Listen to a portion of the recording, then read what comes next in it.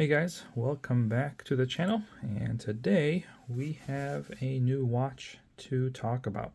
So this is the Studio Underdog Watermelon. So this is a kind of a newer type of micro brand watch that came out maybe just a couple years ago, and it kind of got a lot of good attention. These watches actually sell out really fast, and it's kind of developed a little bit of a fan base slash following, primarily I think for its kind of unique design. And I'll give them that. It is unique. It is very cool looking. I'm kind of carved out a little bit of a maybe of its own. They carved out themselves a little bit of a niche by making kind of fun watches, as they kind of like to call it. So wanted to kind of talk about it, give you guys my take on this watch, the good, the bad, and just kind of overall thoughts. So jumping right into it, if we talk about what's good about this watch, or kind of why do I get it, why do I like it, and that is obviously the looks. That is kind of the watch's main attraction. It's a very kind of unique, fun-looking watch. Right now it's kind of the start of winter here for me here in Chicago, so not going to get to enjoy this watch as much as I think you will in the nice warm weather. I think this is a great summer watch. After all, it's called a watermelon. That's kind of its theme here. So it's got a really cool look, very unique, fun, I would say. I think this would be a fun watch to wear around. Really nice dial. It's got a lot of lot going on here. It's got a nice texture on the red part, a nice green around, and it almost looks like this dial. It's almost like a dial on top of a dial. Like the red part appears to be a little bit raised a little bit higher. So very nicely done dial. No loom other than the hands. The hands have loom, so that's about the only loom you're getting here. I think they could have used these watermelon seeds and made those loom points. Would have been a nicer touch, but it is what it is. Hand wound, you get a chronograph. So yeah, fun watch here. So that's kind of ultimately the main reason I got is for the looks. That's really the only thing I got this watch was for how kind of just unique a look. Just wanted to try it out. It's got a real nice sapphire crystal, kind of like a top hat type design, which kind of creates kind of nice little distortion here along the edge. So but yeah, it looks, as good as I had hoped it does. I'm really happy kind of how cool this watch looks.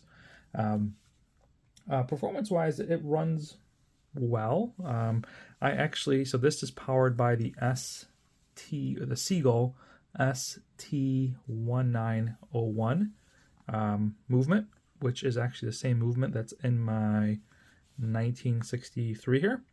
And I've had this one for a year, and I've been very happy with how it's run. Now, it's a Chinese-made movement, which usually, it does get a bad reputation for just being Chinese in its own. And there are, unfortunately, their movement is produced by many vendors, I think, and it kind of hit or miss kind of how they run. But my experience has been good with it. I've had this one for a year.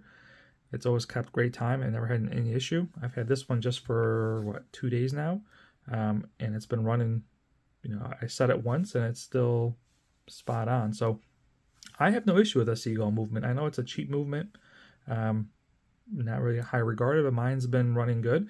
The big difference between, even though it is the same movement, but the Studio Underdog does use a swan neck regulator, which is supposed to make it even more accurate. You can kind of see it right there. And then my AliExpress watch does not have that. So you can see it doesn't have that regulator. And that's supposed to make it more accurate. I think it does add a little bit to the cost, but sapphire top, sapphire bottom. So, nice display back. It's got a, pretty nice case back. It's got a lot of nice scripture in here, assembled in Great Britain, the movement. Water resistance is really non-existent on this watch. And I'll actually talk about that here further down.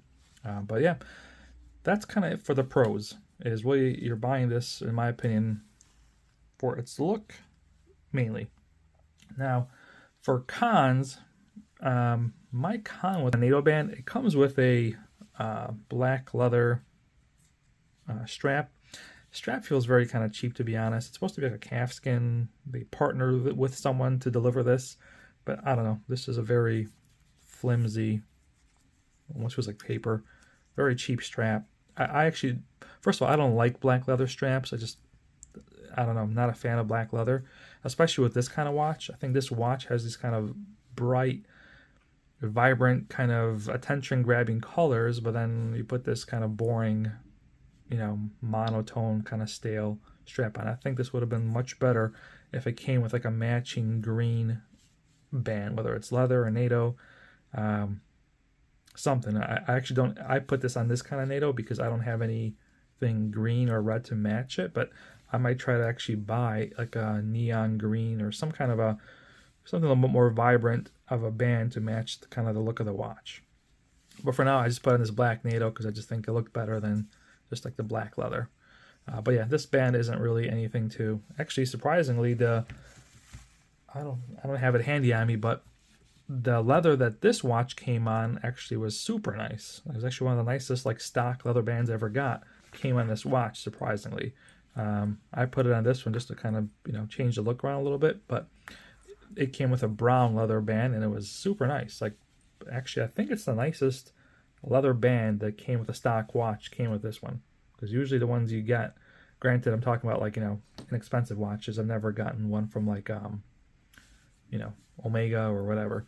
But yeah, band is kind of mediocre at best.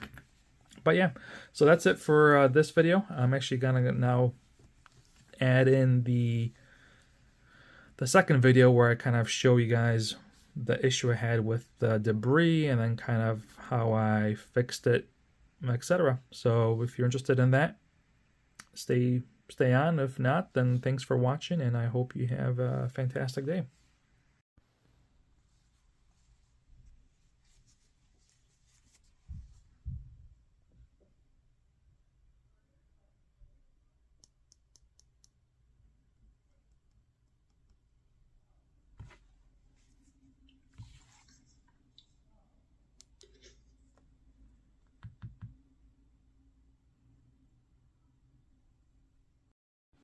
Alright guys, welcome back, and we're going to go ahead and get this watch corrected. So I was kind of looking at this one just to kind of get an idea how these can come apart to service them. I've actually never taken apart a hand wind watch or hand wound watch before, so I was kind of just looking around. And when I started looking at this watch, I realized that it's a two-piece right here. So it didn't take a whole lot of force, and before I can even get the, you know, I didn't record it because I was still kind of just examining it just to kind of figure out how I'm going to approach this. You know, I had my tools here ready to kind of, you know, take it apart and fix it, but I stuck a tweezer in there and a little screwdriver to see if this opens, and it just gave like very easily. So this just comes off like that, which is a little, I don't know, scary how easily this came off. But now we can blow some gentle air, put it back on, and we're going to go ahead and make sure this goes back on a little tighter than it was. So I'm going to tomorrow, but do we even get the dust up? Yeah, the debris is gone. So once I hit it with a little bit of air, it came right off. So we fixed it, but now I kind of worry that how easy this just comes off. Let's see. Yeah, see, look at that. It just comes off. It's just like,